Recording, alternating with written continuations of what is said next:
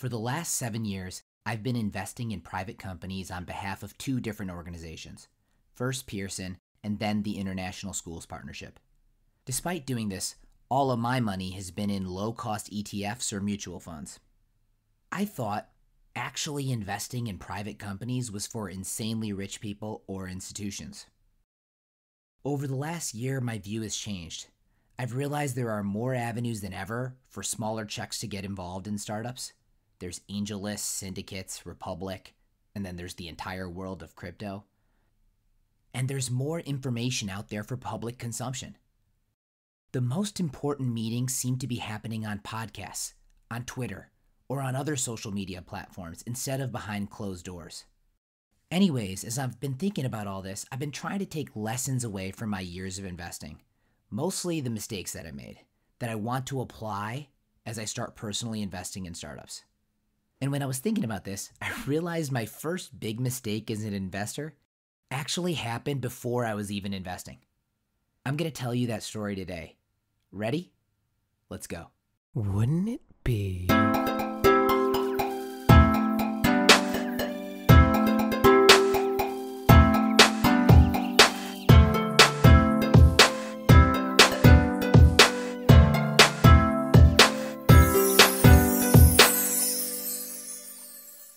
So I promised a story about my first investing mistake. As you'll come to learn about me, I'm a slow storyteller, so bear with me here. Let's rewind the clock. It's a decade ago, 2011. I'm an associate consultant at Bain, a decently large consulting company. And not to pat myself on the back, but I'm kind of crushing it there. At the same time, I had studied development economics at university and had spent all my summers in college doing something international development related. I had told myself I was joining Bain to, quote unquote, learn how the business world works and then apply that to the international development space. But now I was starting to feel further and further from that being anything close to my reality. But I'm not the only one who experiences this in consulting. In fact, consulting is designed a perfect way to appeal to these folks. It's called an externship.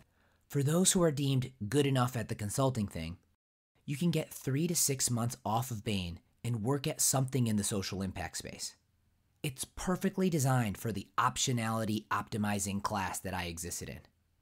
I could dabble in the world of development while still maintaining a path to returning to Bain and getting business school paid for by them. So anyways, I started applying to some externships. And one of the places I applied was called the Clinton Health Access Initiative, CHI. They replied that they aren't looking for externs, but they have a full-time position and would I be interested in interviewing for it. I went into this with like a skeptical mindset, like no way I'm actually going to do this, but hey, why not try interviewing? But I remember an interview was a major factor in my eventual decision to actually leave Bain and join CHI. I interviewed with this guy called Inder Singh. I think that was like the final round interview in New York. He was the executive vice president of access programs at CHI. So he was going to be my would-be boss's boss. And when I looked him up, he seemed like kind of a legend. There were these stories of how he essentially negotiated these agreements to reduce the price of critical treatments for HIV/AIDS and malaria like 80 to 90%, just by putting pressure on the pharmaceutical companies to release their patents and aggregating on the demand side from these countries in Africa and Asia. And I was just like, man, this is what I'm talking about. Someone using the business world, the lessons from how markets work, and applying them to spaces to create really transformational change. I was totally hooked before I even met him. But what I remember about meeting at this Turkish restaurant right next to his apartment in New York, quick tangent, he was clearly meant for Silicon Valley. It's such a difference. In New York, I've never not had an interview in an office. Anytime you have an interview, it's always in an office setting. In the Bay Area, it somehow feels way more normal to have conversations in like restaurant settings or coffee shops. So anyways, I have this final round interview with him at this restaurant, and there's one thing I remember about the interview. He asked me something along the lines of, "Can you explain to me what the phases of medical trials are?" And I said something like, not really. If I had this job, I would definitely know it. But right now, I'd say I think there are 3 phases of trials to test a drug, starting from smaller groups to larger groups. And you essentially just try to prove that it's safe. And then he's like, okay, tell me more about each phase of the trials. And I was just like, I don't know. And then he like pushes me a little bit. He goes something like, you're in a meeting with the health minister and he asks you about a phase 1 trial and you're going to say you don't know? And so like I got a little like, I was like, well, I can assure you if I was in that meeting, I would know. But if you took me there right now, yeah, I would say I don't know. And then he like kind of relaxes and he's like, good. And he's like, that was a test. I like to know that people on my team can say I don't know. A lot of people will BS things they don't know in front of people, but I want people who won't. And I just remember thinking to myself, that's a really good concept, but horrible implementation. Because honestly, I couldn't have BS'd on medical trials if I wanted to. I promise, I'm definitely usually a part of the bullshit squad. But this was so far outside my wheelhouse that I had no chance of doing this even if you put a gun to my head. So that's why I had no choice but to say I don't know. Anyway, so I passed this test completely by a fluke, it seems. Or, I guess, an utter lack of knowledge. But then, he follows this up by then giving the best explanation of medical trials I've ever heard, completely off the cuff. He was talking about the importance of each trial, the details, the timelines. It was a complex subject explained simply and quickly. You know, I remember one time my buddy Mike Goldstein, he said something like, slow down, I'm not that fast. And it was in the context of being smart or something like that. And I was just like, dude, you know you're like 10 times smarter than me. And he's like, I didn't say I'm not smart. When you get older, it just takes a little longer for the wheels to turn. You know, you just don't get there quite as quickly.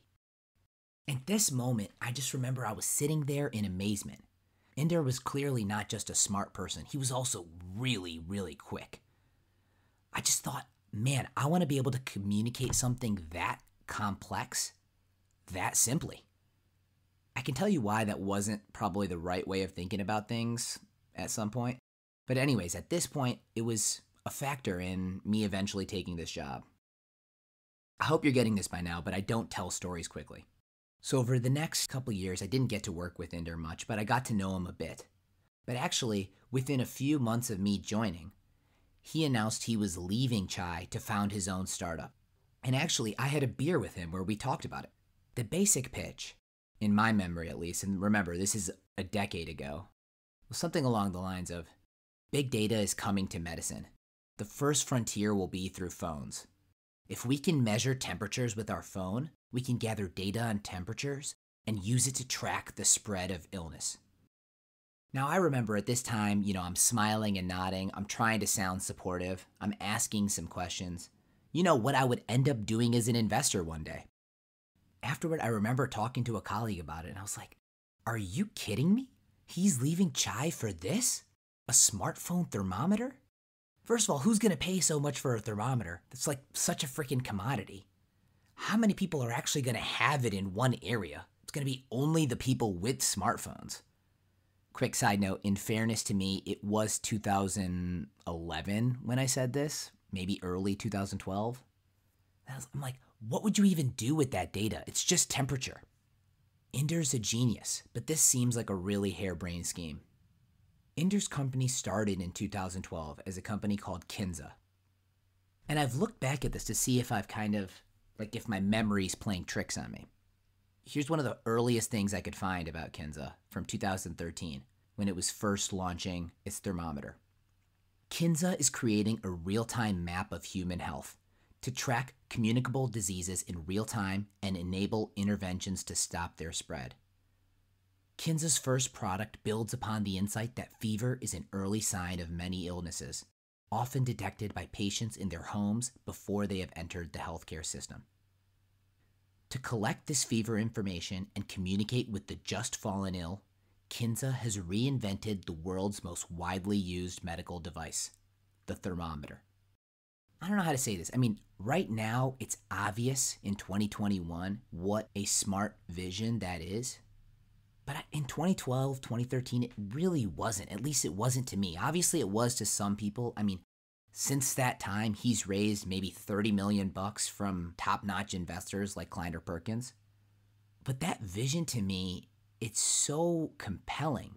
You know, I honestly, I'd completely forgotten about Kinza for a long time until it was reintroduced to me early in this pandemic. When the early stages, it's March 2020, we're in this highest stage of uncertainty of not knowing what the fuck this is and what it's going to mean for everyone.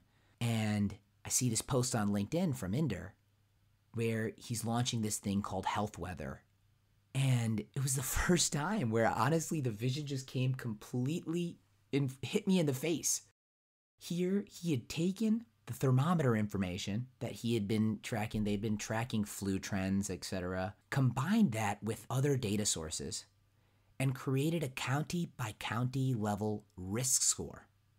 And that became a lifeline for me and my family during this pandemic. When we were thinking about what to do with our kids, putting them in school, what risks we were comfortable taking, whether to have, all the things we were trying to navigate under so much uncertainty, it was incredibly helpful to just be able to type in a zip code and see a score of where you're at risk-wise related to COVID. Man, I mean, it was like this guy was talking about this to me over a beer almost a decade ago, and I completely thought he was insane. And it took a pandemic for me to realize how utterly foolish I was and how actually incredibly insightful he was in this. But I'm trying to reflect on that meeting and what I got wrong in my analysis that day. And I'm not saying wrong in the sense that this company is gonna make a shit ton of money if I had invested. I didn't even have the chance to invest. We were just chatting over why he's leaving the company that he recruited me to join. So it's not about the financial success. It's the fact that his thesis was right. And his vision played a role in our response collectively as a country to this pandemic, and also to my own family's well-being. And that's like, what did I miss in that conversation if I look back at that? And there's a couple things. One, when I think about, man, I was way too focused on the product. Like this first product, the smartphone thermometer, how many people have a smartphone? What would you actually do with the data? How indicative is temperature? It was just completely missing the forest for the trees. Let me just kind of replay it. Of course, 2020 hindsight, but the lens that I would hope to bring to that conversation is to say, what if his vision is right? Forget how you make money, forget any of the details. But if you think of that big picture vision of saying, how do we use smartphones and data to better track and understand human health and prevent the spread of communicable illnesses? Even at that time, I could have seen the wave of big data hitting anything and everything, and the wave of smartphones.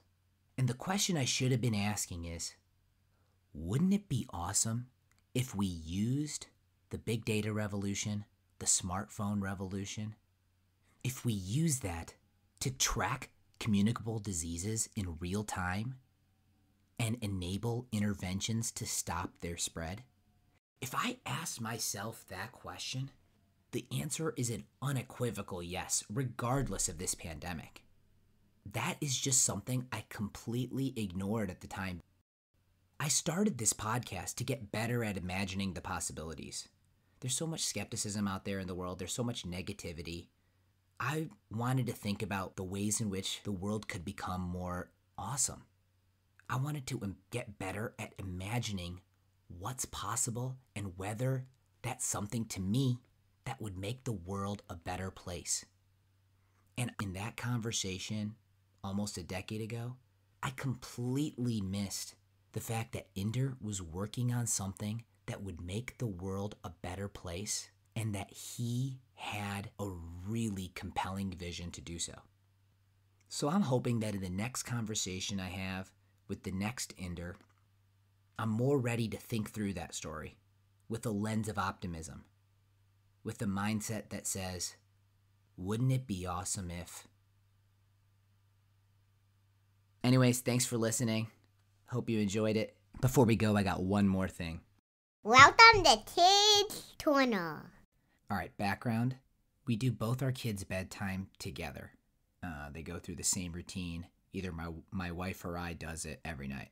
Except for 2 nights a week, we try and do separate bedtimes one-on-one. So like my wife will take one kid and I'll take the other. And we call it our special night with each kid. And Friday is my special night with our 4-year-old. As I'm about to call out to her to let her know, I see her carrying a full backpack worth of stuff, and the following conversation starts. First, I'm like, "Are you ready to start bedtime?" And she responds with, I have all the stuff to play with for a special night. It's hard to capture how special that feeling is when you hear that from your kid. I'm just like, awesome. And then she continues, It's gonna be like our own play date. like our own play date? Man, like I can feel the tears forming in my eyes, man. I'm thanking my lucky stars for this special relationship I have with my daughter, where she's planning play dates with me for our special night. But then the bubble is popped. Yeah, this is perfect practice to make everything great for when my friend comes over tomorrow. Turns out this was all just practice for her friend coming over the next day. Wah, wah, wah. Wouldn't it be?